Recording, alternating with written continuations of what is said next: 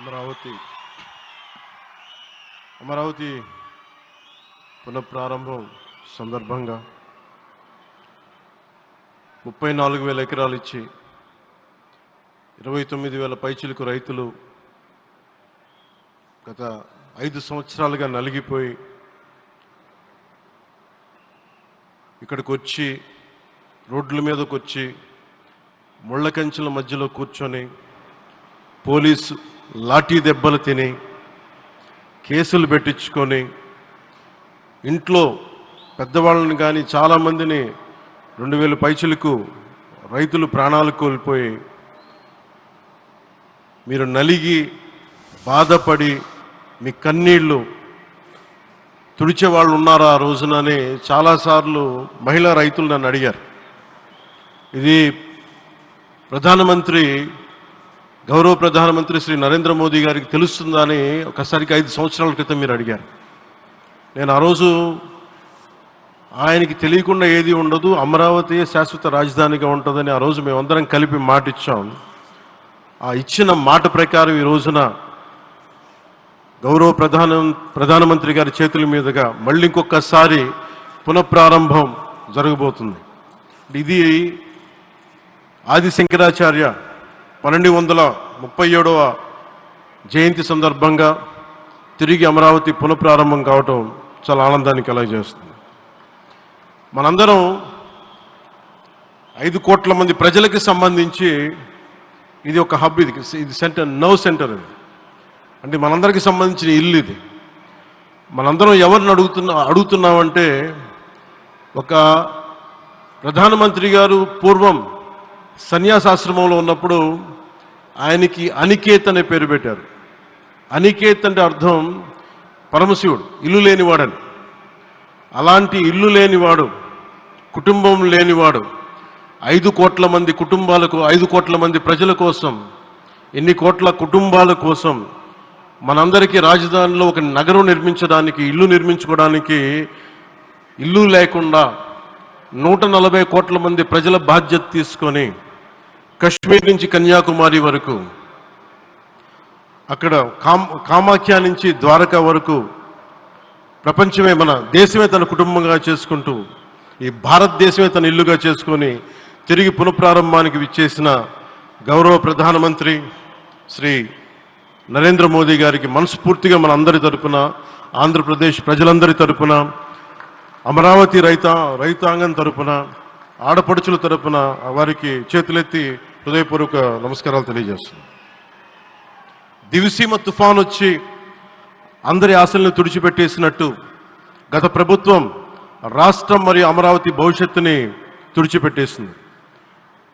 అమరావతి అంటే పరదాలు, section 30, section 144 మాత్రమే గుర్తుకొచ్చేలా పనిచేశారు. నువ్వు ధర్మం కోసం నిలబడితే ధర్మం నువ్వు నిలబడేలా చేస్తుంది అనే విధంగా ఆ రోజున అమరావతి రైతులు, రాష్ట్ర ప్రజలు ఈ ధర్మ యుద్ధంలో విజయం సాధించారు.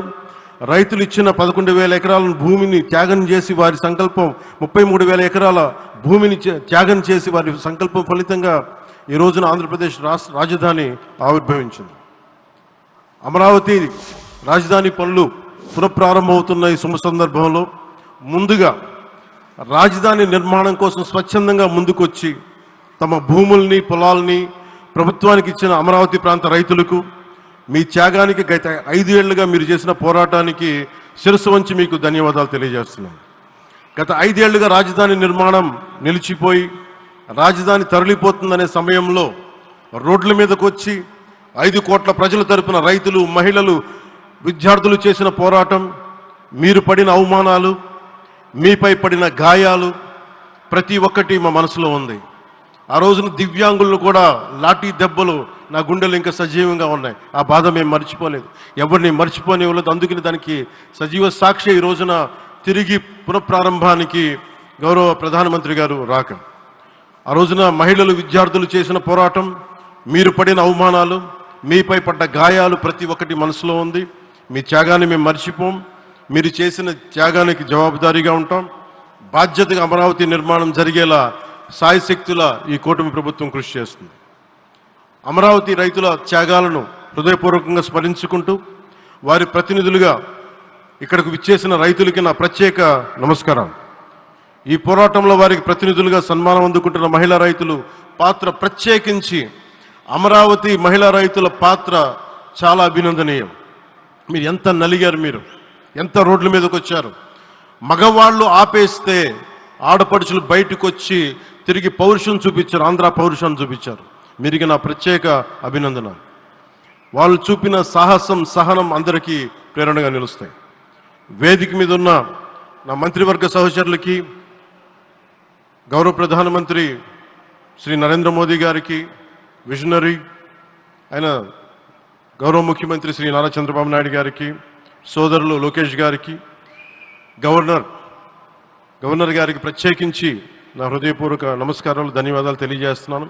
అలాగే ఇతర సహచరులకు, సభకు హాజరైన వారికి, రాష్ట్ర ప్రజలకు కూడా నమస్కారాలు తెలియజేస్తున్నాను. ఇక్కడ రైతులు భూమిని మాత్రమే ఇవ్వలేదు, రాష్ట్ర భవిష్యత్తును నిర్మించే ఆశలను, విశ్వాసాన్ని ఇచ్చారు.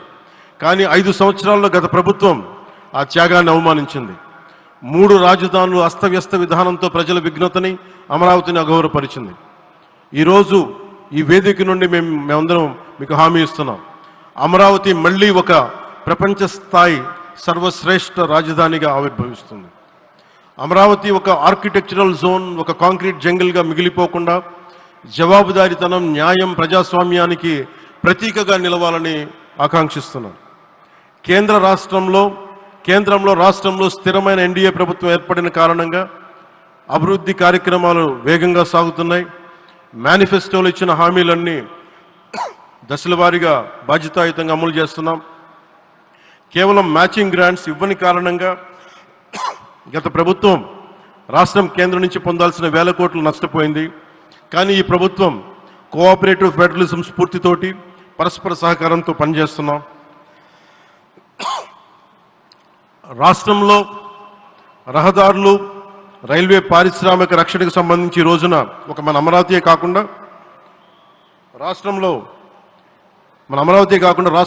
రహదారులు, రైల్వే, పారిశ్రామిక రక్షణకు సంబంధించి ఈ రోజున 1,07,00,000 కోట్ల విలువైన అభివృద్ధి పనులకి ప్రధాని గారు శంకుస్థాపనలు, ప్రారంభోత్సవాలు చేస్తున్నారు. రాయలసీమలో గుంతకల్ రైల్వే, గోరంట్ల హైవే లాంటి వివిధ కార్యక్రమాలకు, ఉత్తరాంధ్రలో పిఎం ఏక్తా మాల్ లాంటి వివిధ పనులకు ఈరోజు శంకుస్థాపన, ప్రారంభోత్సవం చేస్తున్న ప్రధానమంత్రి గారికి నా హృదయపూర్వక కృతజ్ఞతలు. నేను అవనిగడ్డ ఎన్నికల ప్రచారంలో హామీ ఇచ్చిన దానికి అనుగుణంగా మనందరి ఆశలు మనకి ఆశించిన విధంగా నాగాయలంకలో మిస్సైల్ టెస్ట్ రేంజ్కి ప్రధానమంత్రి గారు ఈ రోజున శంకుస్థాపన జరగడం నాకు చాలా సంతోషంగా ఉంది. Now with Honorable Prime Minister Sri Modi ji and Honorable CM Sri Chandrababu Naidu garu, and together again Amravati will surely become a world-class capital, a 360-degree growth engine for all of Andhra Pradesh. Our youth will no longer have to leave for Bangalore, Chennai or Hyderabad.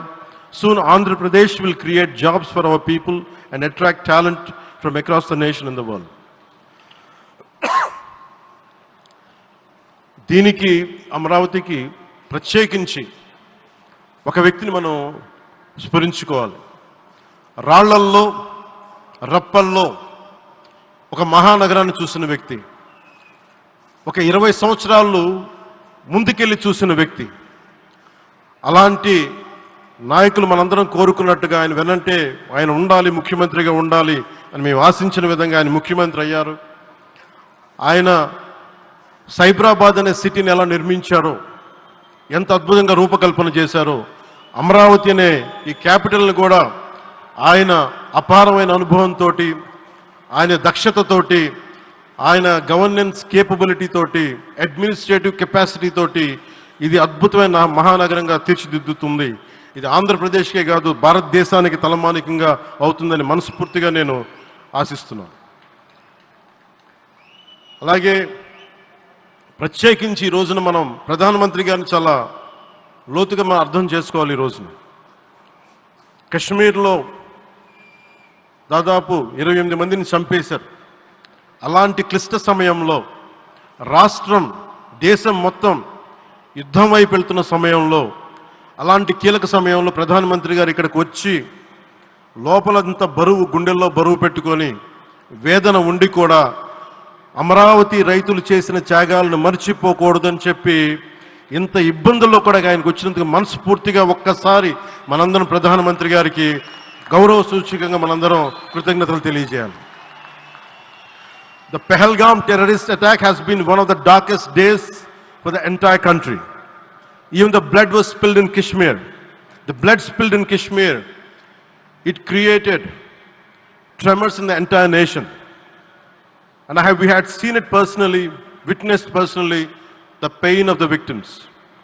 For the Honorable PM Modi ji, he is leading the country through these tough times, and he assured all the citizens with stern action against the perpetrators of terrorism.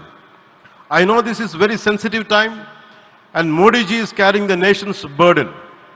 Amidst this tremendous difficult moment, Modi ji still gave time and came today to Amravati. This shows his deep commitment to Andhra Pradesh, to the people of Andhra Pradesh, and we are deeply grateful to you, sir. May Lord Bhavani, మన కనకదుర్గమ్మ ఆశీస్సులతోటి వారికి బలాన్ని ఇవ్వాలి, శక్తిని ఇవ్వాలి, మనందరం ప్రార్థిద్దాం. May Lord Bhavani Mata give immense strength to our Honorable Prime Minister Modi ji to lead our nation and bless Bharat, Andhra Pradesh and Amravati. Jai Bhavani, Jai Bharat and Jai Hind.